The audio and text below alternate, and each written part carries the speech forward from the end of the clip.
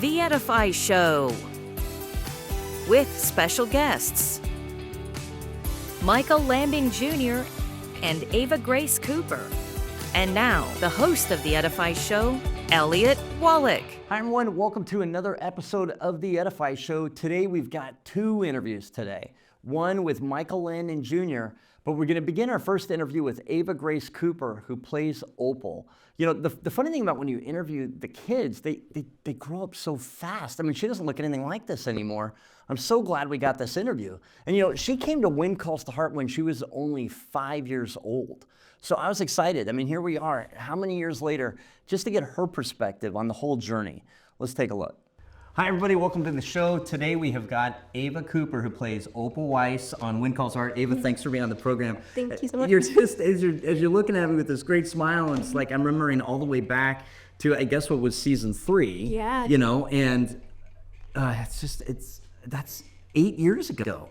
Yeah, 8 years ago. It's crazy. That you've been here. Wow. When you first started, what were your thoughts? Because I don't know, did you act a lot before that very first time? Not really. I think I did like one short film and maybe a movie. I can't remember if the movie was before or after, but I was only 5, so I was pretty young. Yeah.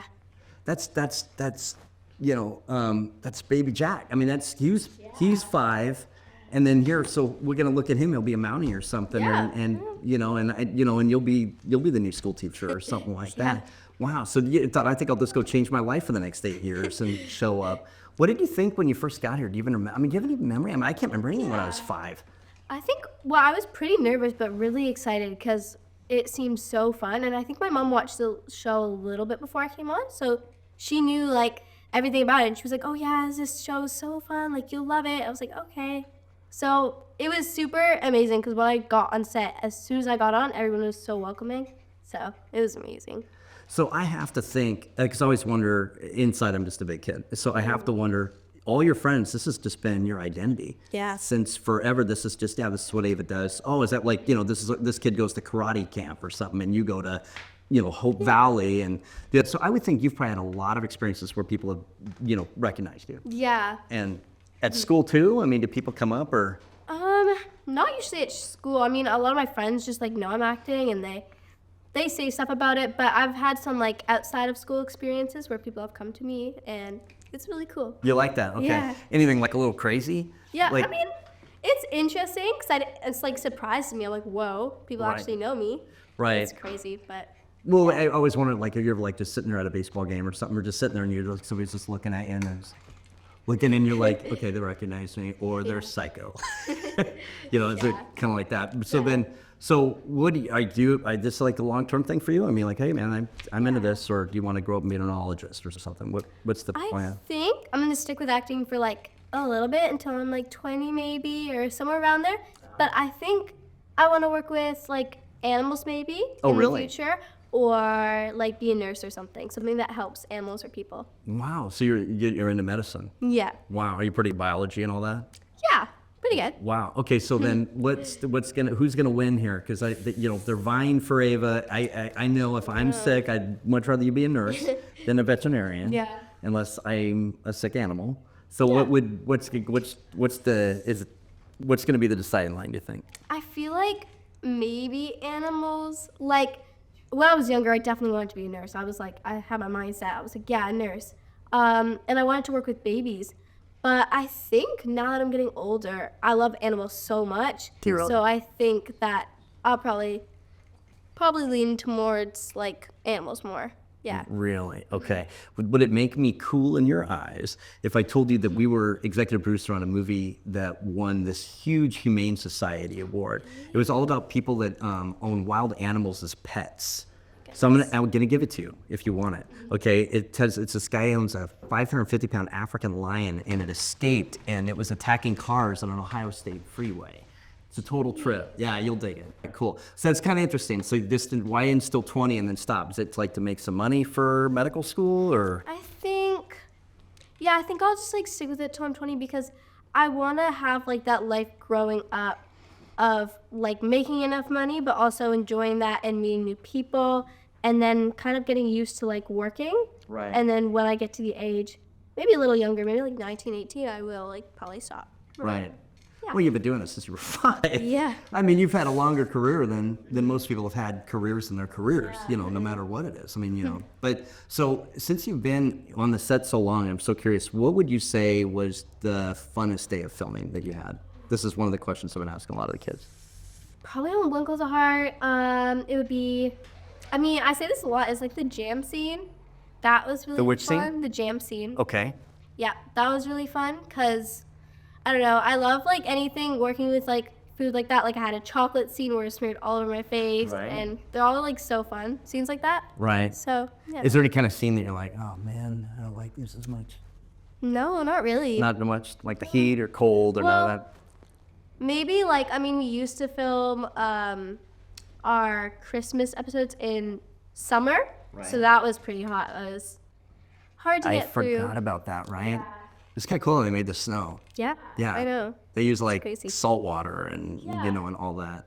Yeah, I don't think people know, first of all, how many flies you have walking across your eyeballs. Too Right? many. So many flies. And I don't think people know how hot it is when you're pretending it's cold. Like, talk about, I'm going to be an actor. Yeah. Right. All right. Well, we're looking forward to your career one way or another. I think whatever you do, you're going to be phenomenal at it. So that's good news to a hospital or a veterinarian or to an animal or to a person somewhere. Cool. Thanks again for being on the show. Thank you so much. You bet. Since season 3 at 5 years old, could you imagine? All of us, we got to watch her grow up. We're still watching. She's a When Calls the Heart institution. And speaking of that, our next guest is one of the founders of When Calls the Heart, MIchael Landon Jr. I was so excited to interview Michael. This was like a snow leopard sighting. Michael is super busy. I got to talk to him on the set of When Calls the Heart. Now, this was right after the Hearties Family Reunion. The experience was very fresh to us. We were having a lot of fun. Let's take a look. Well, the, All right, the bus so- with lots of people. All right, so that's your, right? Okay, Okay, so you want me to look right you're there? looking at me. No, we're talking. You're I looking look at. right there? No, yeah, you're getting Okay. close. Oh, there, there. No, Okay. when it starts to hurt, you're Yeah. there. Oh, I'm there, buddy. I know. I'm there. I know. All right. Hi, everybody. Welcome to the Edify Show, probably one of my all-time favorite interviews that I'm about to do right now. I'm talking, of course, with my very dear friend, MIchael Landon Jr. Michael, thanks for being on the program. Elliott, Yes, sir. a pleasure. Absolute Always a pleasure. Always. So we're on the set right Yes. now of When Calls the Heart. We have been at the Hearties Family Reunion. For those of you that don't know, that's kind of like Comic-Con for When Calls the Heart. All the people come here. And we've actually, Michael, today you made some exciting news. And before we really get into it, I talked to Jeanette, and it's so interesting because the news today had a very strong tie-in to Little House on the Prairie. What? Which, if your name was Wallach and you called Jeanette Oak and said it's, Michael Wallach, she Yeah. would have said, something else. But she recognized you as soon as you called. Who did? Jeanette Oak. Oh, Jeanette. Yeah, she wrote When Calls the Heart. Oh, she did. Yeah. She's still writing at Yeah, I know. 89. Crazy. Yeah. Crazy. She's Not done yet. 89. 89 years old. She is one of the most unbelievable persons I've ever met. Same here. Her heart right, Yeah. her faith, her love, And her strength. and her strength. Her strength. Absolutely. At 89. I always remember this autograph signing we did where she was just, it was like the thing went on for a mile. You would have Yes. thought they were selling Springsteen tickets. Oh yeah. And she's Oh, just yeah. prairie toughness and Oh yes. and just doing it. So actually, I never really asked you this, but when you first met her, Yeah. when did you what was your first impression? I mean, just a successful author, but when did you Right. really get around her, start getting to know her? Well, I've optioned quite a few books from various authors. All of them, a lot of them wonderful people. But there is something so much more genuine and special about Jeanette Oak, to be honest. I mean, she is who she is. There's no pretense. There's nothing. She's the most grounded person. I mean, we're talking about somebody who sold over 30 million copies. Right. There's only a few authors on the planet that have ever done that. No. And yet, you would have no idea. No. She is the most humble, loving human being I've ever met. Yeah. And excited to talk to anybody. When she's at the Absolutely. Hearties Family Reunion, every single person that wants to come up and tell her what they meant to her, what she means to them, what her Yes. writing means to them, Yes. it just hits her right here. That's right. Just a true servant of God. Yeah, and she listens to every word you say. Yeah, well, not me, but She's a- everybody No, else. no, of course not you. That's a given. But yeah, no, I can't speak highly enough about that woman. No, same thing. And it's fun when you meet people that they're like fans, Yes. and you're like, she's more than you even know. Yes. And it's not always that way. I mean, that's saying about like don't ever meet your heroes That's or right. whatever. Exactly. You can meet this hero. Yeah, you can Yeah. you could totally meet this hero. So Absolutely. when you called her and she knew, and I know that the Bethany House at that time, they I think had the rights, and it was sort of Yes. you calling her. Do Yes. you remember the first time you actually met her? The first time I met her was at a book DVD signing, and I can't remember what bookstore we were at. It was a local bookstore. It was set up by Fox Home Video, and it's like immediate connection. I mean, it was great because over the period of time, you know, we were obviously talking with each other, and So you hadn't really met her when you were even making the Love Comes Softly movie. we had not met. So you kind of met her when you met me. That is- Almost the that same is- season. Absolutely. Because see, I promoted Love Comes Softly, and that's where Michael and I first met each other, and that would have been about. And it still did well, which I know, shocker. was Yeah, thanks. unbelievable. Yeah, It's yeah, he's my life coach. no, you did an amazing job on Thanks, promoting it, thanks, of course. man. Well, I kept you busy. You kept me busy, buddy. Kept you busy. Yeah. But so that's pretty cool to know. I did not realize. So then that's when you first met her, and then that was Love Comes Softly, Love's Yes. a Dream Promise, Love's a Long Journey, Love's Abiding Joy. Yes, and exactly. all that other That's stuff. exactly it. Wow. Okay, so then talk to me a little bit about When Calls the Heart, because I know that began with a pilot. Yes. And then you worked it out. What drew you to that project? Because she's got a lot of work, or Yes. body work. Was it the fact that it was Yeah. a series, or just the actual, just the story that really compelled you to it? Well, there's been a few other novels that I've actually attempted to try to adapt, but I just haven't gotten traction. I'm not giving up because I think she's amazing. Her stories always have this amazing hook to them. And but When Calls the Heart was one where obviously fish out of water story about this very wealthy young woman who trades a very privileged life to work in a coal mining town and leave the comforts of her life and her family. And that just, I mean, immediately drew me to the project. Originally, it was just going to be a 2-hour movie, and then we were able to spin it off into a series, thankfully. Wow, yeah, and here we are, 12 seasons later. 12 and, seasons, the yeah. thing is, just knowing you as many years as I have, it's you kind of have that beginning where, of course, your father and all of us grew up watching Little House on the Prairie. Yes. And now we have this friendship where my dad was a furnace technician. Your dad just happened to be a worldwide television star. Right. I will admit your stories are way better than my stories. I don't know about that. You had some pretty. You got some good ones. But just becoming your friend, I love the idea that Little House on the Prairie went 9 seasons. Could you have in any way conceived that When Calls the Heart would actually outlast Little House on the Prairie? No. Now, in fairness to Little House, back in the day, we were filming, 24 episodes per season. Right. So in terms of actual episodes, we're not there yet. Longevity, it's phenomenal. I mean, nobody anticipates being able to keep a show on the air this long. No, well, and even in fairness to your work with When Calls the Heart, you've got 12 episodes, or say 12 weeks, right? And then you've got the whole balance of the year to try to keep people. I mean, to keep people interested to come back. Where Little House on the Prairie was 4 channels, and so your competition was like Lawrence Welk or another John Wayne movie from the 50s or whatever. Yes. And now they've got everything. And then here we are, and these people, they cannot wait for it to come back. And because you and our good friend Brian Bird got together and did it, and if nobody's seen the pilot, it's actually very, very good. But it cracks me up because you filmed it in Romania, right?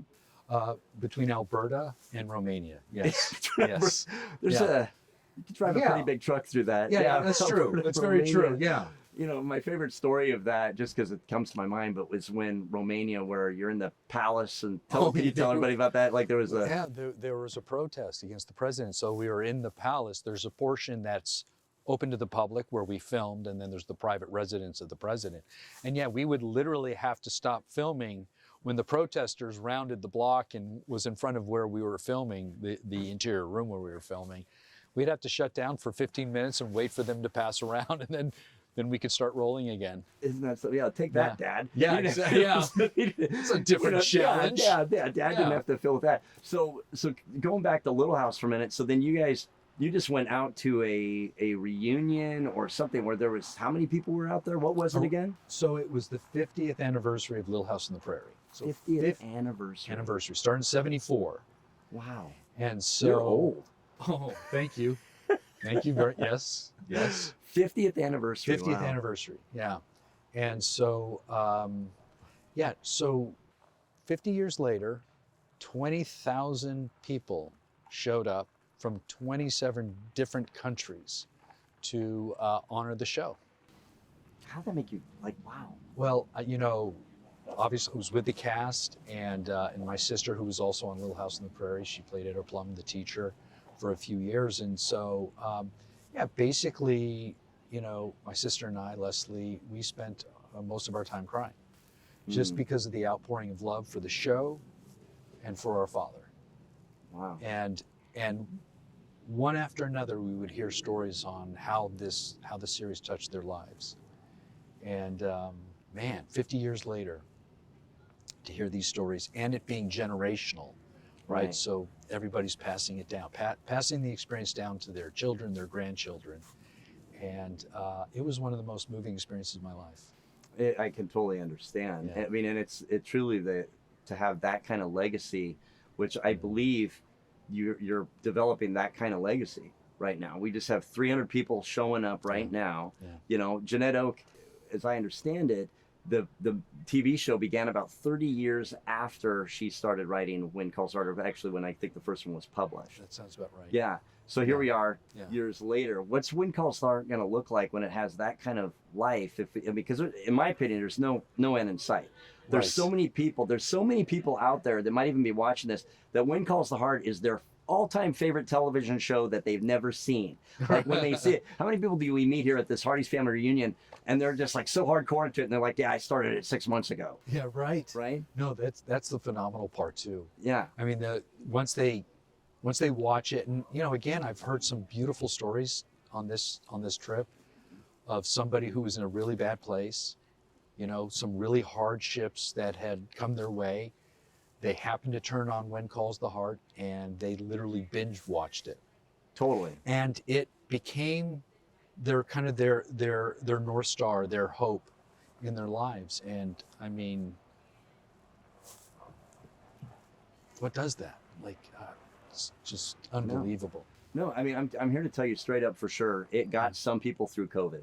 Yeah. Where I mean, when COVID happened, I mean, our sales went through the roof, for people. And they were just like, just watching it and just spinning it, at least having a glimpse of there can be a better place. And, all of us just wish, that spirit of family and connection that Hope Valley has. And you're kind of reminding people, this kind of thing exists. Yeah. You can have it too. Yes. And just being nice to your fellow man and, whatever. Yes. Yeah. Well, the other thing I love is that just because you're my buddy, it commingles a bit through you. You have this, you have your season with your dad. You're on the set. You're growing up watching Little House on the Prairie around you. And now this is something that you began right now. And here we are 12 seasons later. And then we bring back in Little House with this incredible announcement that you just made. And for those that haven't heard, you can just say it in case I haven't seen. So talk about it. So just quickly, so at the 50th anniversary,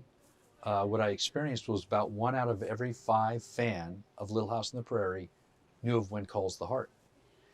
And so I started thinking, how can we make that 5 out of 5? Because there's so much they have in common, these two shows have in common in terms of faith, hope, love, family, community. And so that's when it hit me,